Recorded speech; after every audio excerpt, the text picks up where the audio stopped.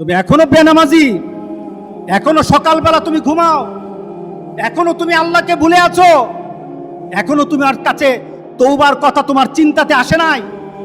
তুমি অনেক কিছু হতে পারো, তুমি মুসলমানের কাতারে থাকবা না। তুমি অনেক কিছু হতে পারো, তুমি ইসলামের কাতারে থাকবা না। যারা নামাজ পড়ো না, তুমি টের পাও না, মসজিদের দরজা তোমার জন্য বন্ধ হয়ে যাবে। তুমি মনে রেখে দিও, মসজিদের সাথে তোমার সম্পর্ক তোমার হয় নাই, তুমি জান্নাতের দরজাও তুমি খুলতে পারবা না। নামাজের ব্যাপারে আমাদের কোনো সহজতা নাই, কোনো কম্প্রোমাইজ নাই, কারোর সাথে আমার সম্পর্ক নাই। নামাজ আছে তো সম্পর্ক আছে, নামাজ নাই আল্লাহর সাথে তার সম্পর্ক নাই, আমার সাথে তার কোনো সম্পর্ক নাই।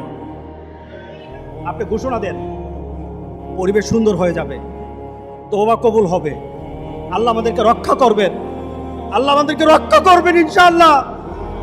আল্লাহর কাছে তওবা করে করে কাঁদি, মাবুদ আমাদেরকে তুমি এই গজব থেকে বাঁচাও, আমাদের গজব থেকে বাঁচাও।